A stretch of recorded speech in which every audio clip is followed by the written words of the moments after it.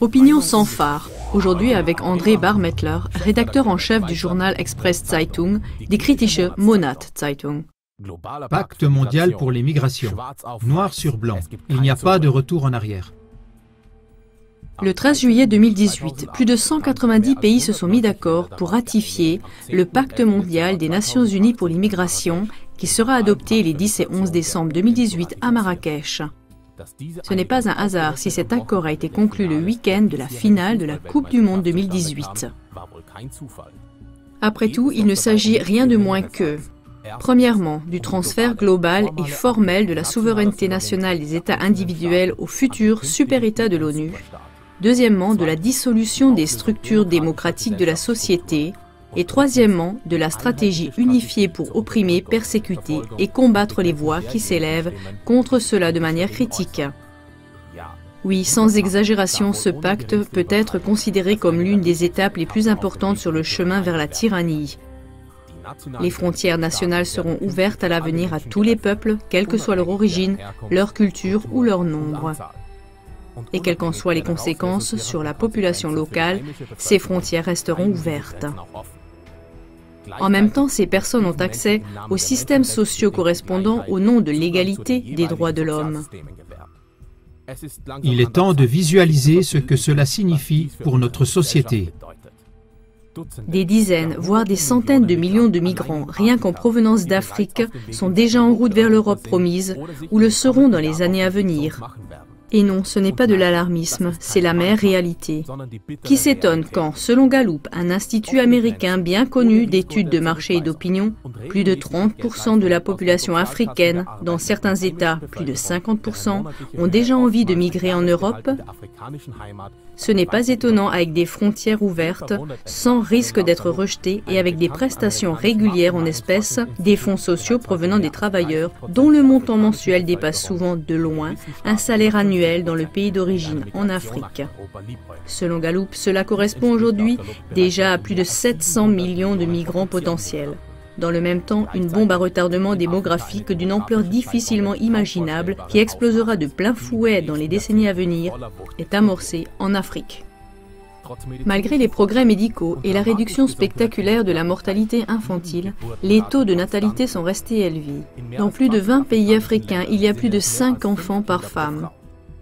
Selon les estimations de l'ONU elle-même, qui demande une migration sans frontières et des frontières ouvertes, la population du continent africain explosera et atteindra 2,5 milliards en 2050 et 4,4 milliards en 2100. Quiconque nous accuse d'alarmisme peut et doit lui-même faire des recherches à ce sujet. Quiconque s'oppose aujourd'hui à ce que ce pacte ne soit pas contraignant doit se rappeler à quel point nos politiciens, en contournant le Parlement et la population, introduisent perfidement des soft laws, c'est-à-dire des accords non contraignants, des droits coutumiers qui au fil des ans deviennent des lois dures. Les exemples ne manquent pas. On ne répétera jamais trop souvent ni trop fort l'information sur ce qui se passe ici et maintenant, car dès que ce pacte non contraignant commencera à prendre effet et que tous les États commenceront à mettre en œuvre ces recommandations, les voix critiques se convertiront en intolérance, en xénophobie et en racisme, et elles seront rapidement poursuivies et punies comme délits de haine répréhensibles. Afin de prévenir de tels délits de haine, c'est-à-dire la critique des circonstances, des mesures sont proposées que nous ne connaissons plus que des dictatures passées. Alors que dans le passé, c'était le parti qui espionnait, persécutait et opprimait les dissidents, les enfermait dans les prisons et les camps de rééducation. Aujourd'hui, c'est la lutte commune mondiale au nom des droits de l'homme, de la démocratie, de l'humanité, de l'égalité et de la tolérance qui criminalise rapidement et persécute la critique objective et la contradiction. La même idéologie avec le même système d'oppression et de tyrannie, mais avec une terminologie différente. Comme dernier acte d'une pièce politique qui s'étend sur plusieurs centaines d'années, ce pacte de l'ONU sur les migrations annonce maintenant la destruction finale de notre société et de notre culture occidentale. En fin de compte, c'est comme l'avait prédit dès 1925 le comte Nicolaus Coudenhove-Kalergi, le père fondateur de l'Union pan-européenne et donc de l'UE actuelle, dans son livre Practical Idealism. L'homme du futur sera un hybride, les races et les castes d'aujourd'hui seront victimes de ce que que l'espace, le temps et les préjugés seront de plus en plus surmontés et elles seront remplacées par une race future eurasienne négroïde. Un mélange de peuples sera irréversible et donc définitif, ce que tout producteur de fleurs ou de lapins confirmera. Comment Kalergi aurait-il pu prévoir un tel développement social?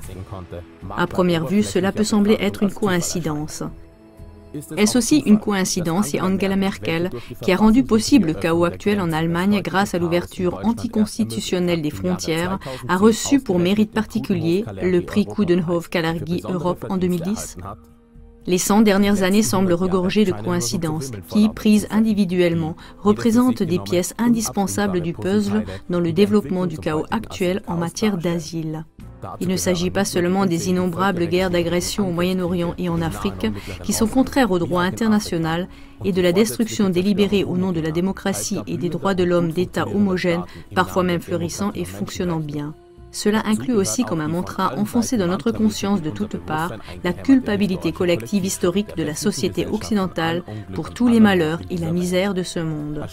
Nous, en tant que coupables des guerres destructrices, en tant que coupables des changements climatiques prétendument causés par l'homme, en tant que coupables de l'exploitation du tiers-monde, en tant que coupables en soi, nous nous voyons imposer par la politique, les médias et la science une obligation d'accueillir sans condition tous les peuples de ce monde avec des conséquences très prévisible.